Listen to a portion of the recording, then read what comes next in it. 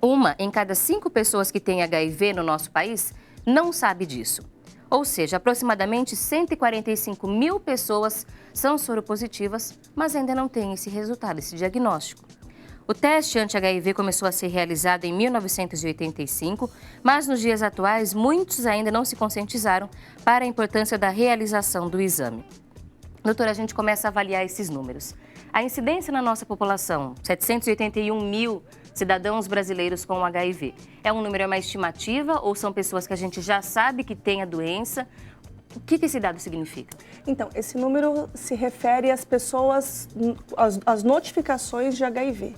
Na verdade, a gente estima que infectados seja muito mais, né, no país e no mundo, porque o diagnóstico, infelizmente, às vezes só ocorre quando a doença já está muito avançada.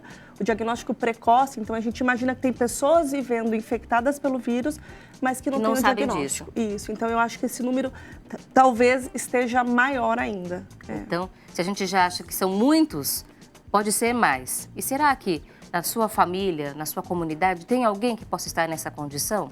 Nós vamos entender mais sobre isso. E, doutora, a importância de fazer o exame, porque hoje muita gente acha que, se eu tiver, eu descubro e vou tratar.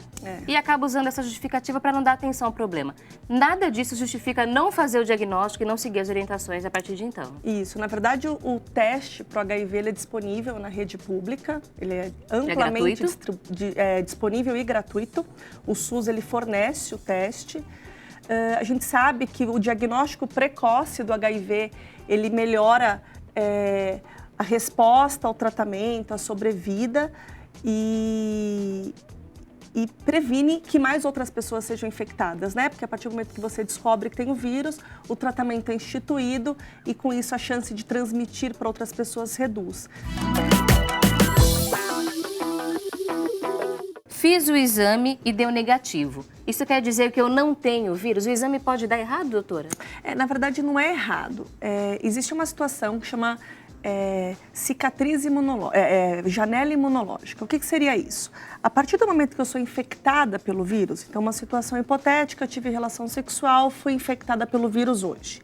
Se eu fizer o exame amanhã, depois de amanhã, provavelmente esse exame vai vir negativo. Os testes para diagnóstico de HIV hoje em dia são muito modernos e têm uma sensibilidade em detectar o anticorpo, né, frente à presença do vírus muito precocemente. Mas o organismo demora um tempo para produzir esse anticorpo, que a gente chama de soroconversão. Então, em média, 7 dias, mas isso pode variar até 30, 60 dias e situações extremas até 6 meses, mais ou menos. Então, a gente sempre recomenda, frente a uma exposição de risco, repetir o exame pelo menos depois de 30 dias, 60 e até 6 meses. É o falso negativo ou falso positivo? O falso negativo, na verdade, por conta de uma janela imunológica. Então, isso aqui é um mito. Isso. Se der negativo, a pessoa pode sim ter o vírus, mas ela está nessa janela e ainda não conseguiu diagnosticar, porque o corpo demora um tempinho. A gente entra em contato com o vírus e aí o sistema imunológico cria o anticorpo e aí sim é que dá o resultado do exame. Isso, porque o exame é uma sorologia que vai detectar anticorpo, né? E não a presença do vírus. Num segundo momento, após a infecção, é que você busca por exames a presença do vírus, mas por um exame de diagnóstico é feita a sorologia que vai detectar a presença desses anticorpos. Bom, então pode colar aqui. Isso é um mito e é importante então que a pessoa que teve uma situação sabidamente de risco, ela deve investigar isso. A recomendação do Ministério da Saúde é que quanto mais cedo for iniciado o tratamento, melhor. Porque a gente sabe que o tratamento ele vai prevenir ações que o vírus ações deletérias que o vírus causaria no organismo ao longo do tempo. Antigamente, a gente entrava com o tratamento no momento intermediário. Então, não era uma doença tão avançada, mas também não era logo após o diagnóstico, né? O diagnóstico frente ao indivíduo que ainda não está doente. Hoje, a gente já inicia no momento do diagnóstico, independente se ele está com a doença avançada ou se ele só é portador do vírus. Porque a gente sabe que com isso, a gente previne uma série de problemas futuros por conta da presença do vírus no organismo. Esse tratamento, ele é feito de que forma? Quais são as bases? Uso de medicamento, injeções, como é que é isso? O tratamento hoje em dia é feito com medicações, na grande maioria das vezes, por via oral, que são os antirretrovirais, que são remédios que agem no vírus, ele não age na imunidade, né? O HIV ele é uma doença que acaba levando, por consequência, a diminuição da imunidade, né? Tanto é que a síndrome da imunodeficiência humana adquirida, mas o tratamento, o foco é o vírus. Então, o esquema, né, o coquetel, que geralmente é uma associação de pelo menos 3 medicamentos, ele leva a uma ação no vírus, seja na replicação do vírus, seja no momento que o vírus vai entrar dentro da célula de defesa, e é mais ou menos isso.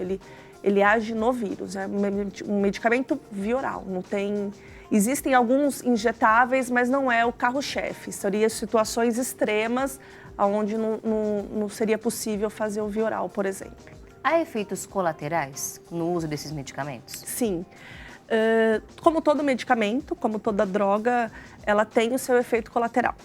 Existem medicamentos que são muito correlacionados a efeitos adversos, por muitas vezes desagradáveis, que até levam à interrupção do tratamento.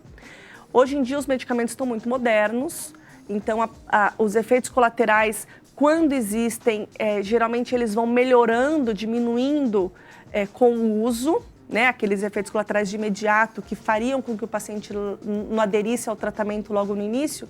A gente sabe que com um bom papo, uma boa orientação, explicando sobre, tentando contornar esses efeitos adversos, eles vão melhorando com o tempo, mas existem outros eventos adversos mais graves e que aí a gente vai acompanhando conforme as consultas de rotina, tentando evitar, se não possível evitar, detectar para que providências sejam tomadas. Mas sim, tem efeitos colaterais sim.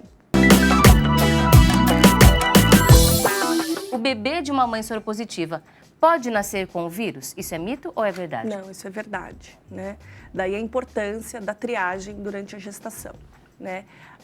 O vírus do HIV, na mulher infectada, na gestante infectada, ele tem o poder de passar a barreira transplacentária, que é a barreira entre a mãe e o bebê, né? Como o fluxo sanguíneo é compartilhado da mãe com o bebê, existe o risco de infecção do bebê durante o momento intraútero. Não só intraútero, mas também no momento do parto e também durante a amamentação.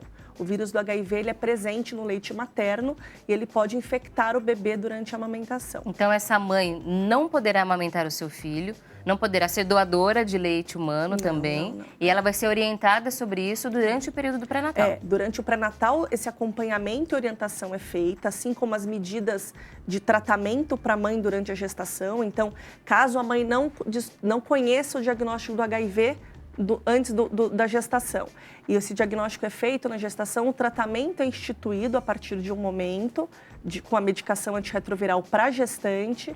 No momento do parto, logo após o parto, o bebezinho recém-nascido recebe uma medicação antirretroviral também para erradicar o vírus, caso tenha algum vírus passado para o bebê.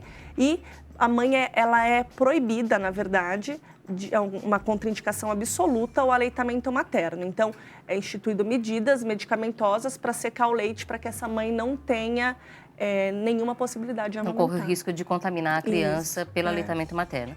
No parto, o que muda no caso dessa mãe soropositiva? Então, hoje em dia, até então, tinha aquela necessidade de que não poderia ser feito parto por via vaginal, que seria o parto normal, pelo risco do contágio com o sangue. Hoje, isso já está individualizado, o caso a caso. Então, existem situações onde a mulher, a gestante, está com uma carga viral do HIV controlada, faz uso do medicamento de uma maneira certinha. Então, a quantidade de vírus está indetectável no sangue, você até pode indicar, permitir o parto por via vaginal. Mas isso tem que ser individualizado, não é uma regra, é caso a caso. O medicamento utilizado por essa gestante vai trazer algum risco para a saúde do bebê? Não, não.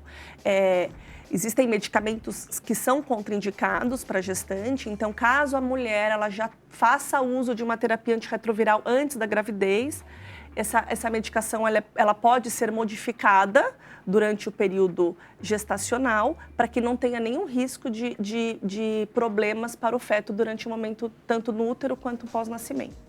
E a medicação que é feita no bebê logo que nasce também não causa grandes danos. É claro que tudo isso é feito um acompanhamento médico, com exames, para evitar qualquer efeito adverso, porque toda medicação existe o risco, mas na grande maioria das vezes o benefício, é claro, é muito maior do que o malefício do remédio. No caso da criança, o medicamento é utilizado com o objetivo de não deixar que ela seja contaminada. Isso, de prevenir qualquer coisinha que possa ter passado e aí com isso erradicar e evitar que a criança seja realmente infectada.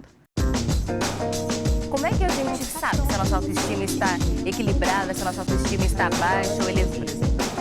Geralmente a gente observa